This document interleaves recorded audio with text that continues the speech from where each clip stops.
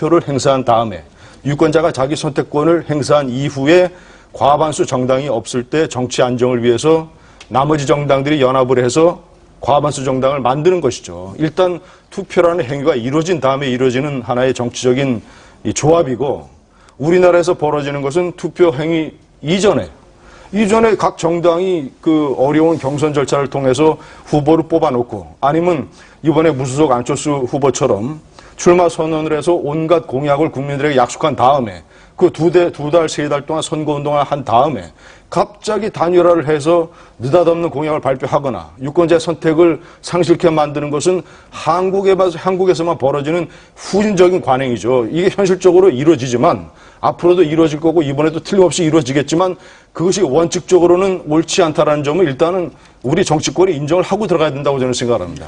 그 제도가 다르죠. 유 박사님 얘기하실래요?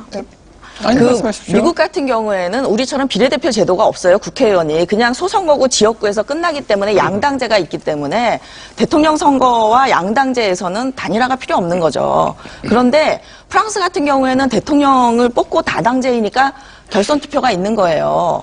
비례대표 국회의원 비례대표 제도하고 끝내죠. 대통령 후보 단일화하고는 아무런 상관이 없는 거잖아요. 왜 상관이 없어요? 비례대표제하고 후보 단일화하고 무슨 상관이 있습니까? 그러니까 김진 의원님이 정치학을 전공을 안 하셔서 잘 모르시는 것 같은데. 제가 정치 전문 기자입니다. 안 돼. 그러면 비례대표제도하고 대통령 후보 단일화하고 무슨 상관이 있어요? 우선 그것부터 설명을 한번 해보세요. 제 얘기 마저 들으세요. 네, 그러니까 얘기해보세요. 선거제도랑 국회의원 선거제도랑 정당제도는 밀접한 관계가 있는 게 두베르제의 법칙입니다. 아세요? 두베르제의 법칙?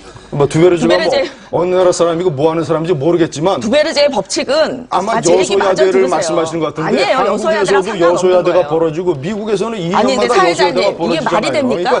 그러니까 무슨 논리적으로 현실적으로 맞는 설명부터 얘기를 하고 아니 제가 설명을 못하게 뛰어들면서 말씀을 하고 기회 드릴게요. 말씀하지 마십시오. 두베르제 법칙은 뭐냐면은 그 선거구제가 소선거구제일 때는 양당제로 간다는 거고 비례대표제가 있으면 다당제로 간다는 거예요. 그래서 다당제랑 대통령제하고는 정합성이 좀 약합니다. 그래서 다당제의 나라는 대부분 의원내각제를 해요. 그러니까 선거를 하고 나서 나중에 이제 연정을 하는 의원내각제에서는 당연히 자연스럽게 그렇게 가죠. 문제가 생기는 건 뭐냐면 대통령제인데 다당제일 때가 이제 문제가 생기는 거예요. 근데 미국은 대통령제이면서 양당제니까 단일화가 필요가 없죠. 하지만 프랑스 같은 경우에는 대통령제이면서 다당제니까 결선 투표가 있는 거예요. 러시아는요? 러시아는 제가 잘 몰라요. 근데 그 두베르제 법칙은 뭐냐면은 국회의원 선거 제도랑 정당의 그 숫자 개수가 양당이나 다당이냐가 밀접한 관련이 있다는 게 그 두베르제 법칙이고 이 법칙은 전 세계적으로 예외가 없어요. 아니 그것도 우리나라하고 또 맞지 않잖아요. 그리고 잠깐 말씀 다 끝났으니까 러시아가 민주국가입니까? 선진국이에요 러시아가? 러시아가요 민주화 정도 지수 수준이 우리 유신 때랑 비슷해요. 어떻게 러시아를 갖다가 대세요? 이제 제가 얘기할게요. 선진국이라고 표현 안 했고 제가 세계 10대 주요국이라고 표현했고 그리고 우리나라도 사실상 양당제 아닙니까? 양당제. 그리고 양당이냐 3당이냐 4당제냐 하고 후보 단일하고는 아무런 상관이 없는 거예요. 왜 상관이 없어요? 미국도 저 대통령 선거 중간평가 때마다 여소야대가 되는 것이 다반수 아닙니까? 여소야대에서 국정 운영 잘 해나가고 있잖아요. 우리나라도 여소야대가 늘상 일어나지 않습니까? 우리나라도 많이 경험했잖아요. 여소야대랑 아무 상관이 없는 얘기거든요. 저희들은 갈까요? 아니요. 여소야대랑 아무 상관이 없는 얘기예요. 왜 여소야대를 끌어들이세요? 두베르제 법칙을 얘기하는데. 가시면 안 되죠. 예, 이 박사님 뭐 얘기만 들어가는 것도 좀 그렇지만은 저도 뭐 이 제도하고 이 단일화 문제 관련이 있죠. 기본적으로.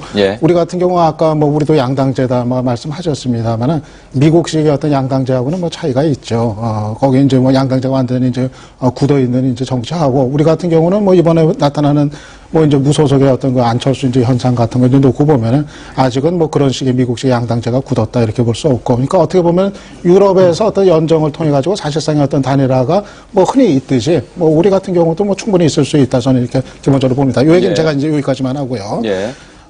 기본적으로 저는 이 야권에서 논의하고 있는 후보 단일화 문제가 지극히 정상적이고 자연스러운 정치행위다. 이렇게 이제 봅니다.